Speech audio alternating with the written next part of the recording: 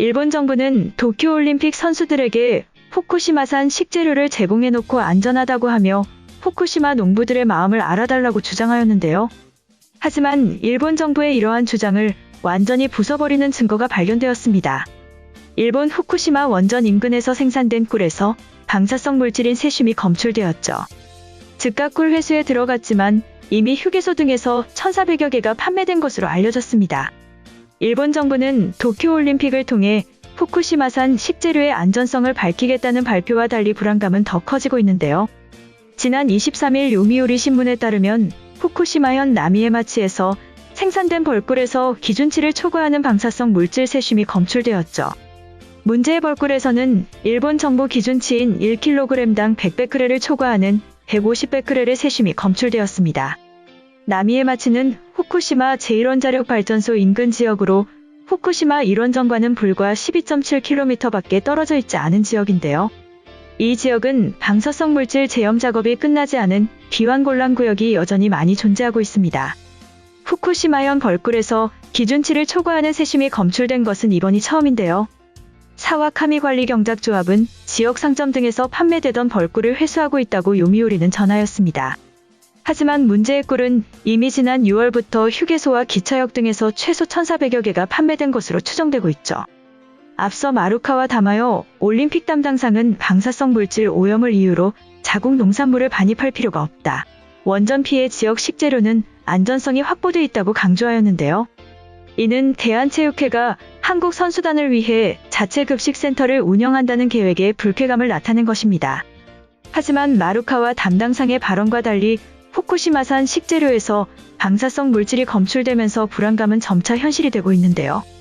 한편 도쿄올림픽에서는 선수들이 코로나 확진 소식이 전해지면서 기권이 속출하고 있습니다. 2020 도쿄올림픽이 진행되고 있는 가운데 코로나 확진돼 그토록 바라던 올림픽 무대를 밟지도 못하고 기권한 선수가 4명으로 늘어났습니다.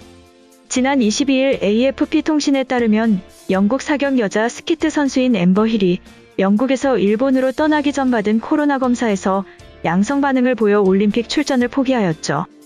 힐은 현재 이 종목 세계 랭킹 1위로 이번 올림픽에서 메달 획득 가능성이 높은 선수로 손꼽히는 선수인데요. 힐은 전날 영국 대표팀 홈페이지에 올린 글에서 지금 내 기분을 어떤 말로도 설명할 수 없다. 5년간 훈련하면서 올림픽을 준비해왔지만 전날 저녁 코로나 검사 결과 확진됐다는 판정을 받고 충격을 받았다고 심경을 토로하였습니다.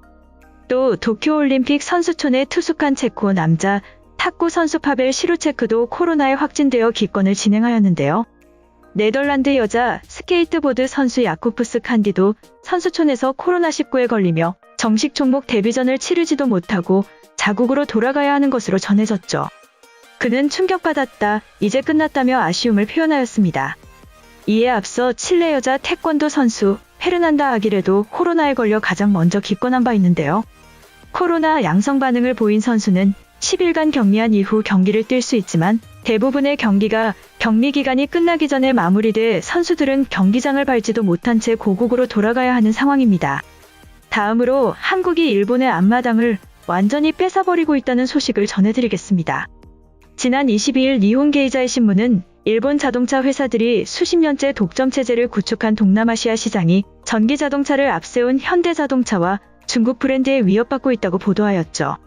전기차 투자 경쟁에서 밀리면 과거 가전제품과 핸드폰과 마찬가지로 일본이 한국과 중국에 이 지역 시장을 내주게 될 것이라고 말하였는데요.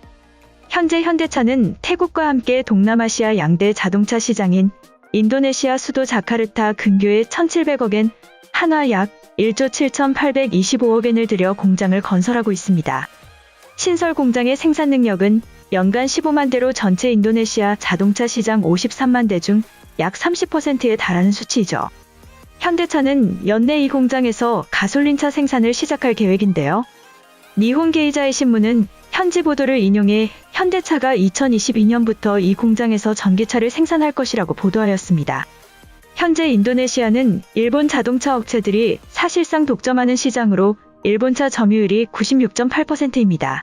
도요타 자동차가 30.3%를, 다이아스 공업과 혼다가 각각 17.1%, 13.8%이고 나머지 일본차 브랜드가 35.6%를 점유하고 있는데요.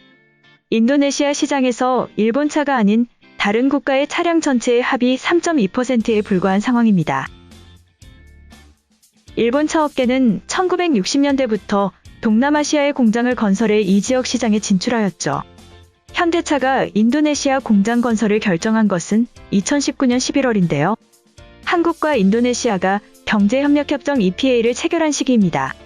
EPA 체결로 한국에서 수입하는 자동차 부품 대부분의 관세가 철폐돼 한국차가 일본차와 같은 조건에서 경쟁할 수 있게 된 것이죠. 인도네시아 정부는 2019년 대통령령으로 국내 신차의 20%를 전기차로 전환하기로 하고 이와 관련한 지원책을 실시하고 있습니다. 2013년 인도네시아 정부가 시행한 소형 친환경차 진흥책의 지원을 받아 이미 설비 투자를 마친 일본 자동차 업체들은 추가 투자에 신중한 입장을 보이며 투자를 유보하고 있는데요. 현대차는 일본 차 업체들이 숨고르기 하는 틈을 노려 인도네시아 시장에 뛰어든 것입니다. 일본차 점유율이 88%에 달하는 태국 시장에서도 중국 창청자동차가 연산 8만 대 규모의 전기차 설비를 완성해 일본 타도에 나서고 있는데요. 일본 자동차 업체들은 태국과 인도네시아 모두 화력발전 의존도가 높다는 점을 전기차 투자에 신중하고 있다고 밝혔습니다. 전기차 보급만 확대해서는 온실가스 배출 삭감에 효과가 없다는 것인데요. 일본의 주력 친환경차가 하이브리드 차량인 점도 전기차 투자의 소극적인 배경으로 분석되고 있습니다. 하지만 신문은 전기차 투자 경쟁에서 밀리면 한국과 중국의 이 지역 가전과 핸드폰 시장을 빼앗긴 것처럼 자동차 시장 점유율도 잃을 수밖에 없다고 우려하였죠. 과거 1990년대까지만 해도 소니와 파나소닉 등 일본 브랜드들이 가전과 핸드폰 시장을 장악했었지만 지금은 한국의 삼성과 LG가 전 세계 1등으로 군림하고 있고 저가형 제품은 중국산 제품들이 쏟아져 나오면서 일본은 설 자리를 완전히 잃은 상황입니다. 한편 토요타와 상용차 전문 브랜드인 히노자동차, 이스즈, 그리고 경차경 트럭 전문 업체인 스즈키와 다이하스가 21일 공동 상용차 개발회사 설립하며 동남아 시장 수성하겠다고 나서고 있는데요. 이처럼 한국은 공격적인 투자로 일본의 앞마당이라고 불리는 동남아 시장을 공략하고 있습니다.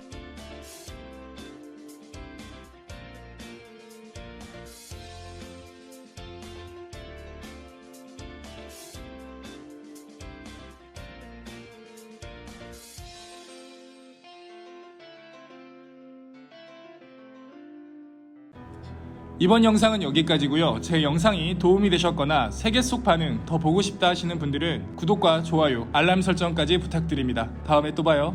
안녕.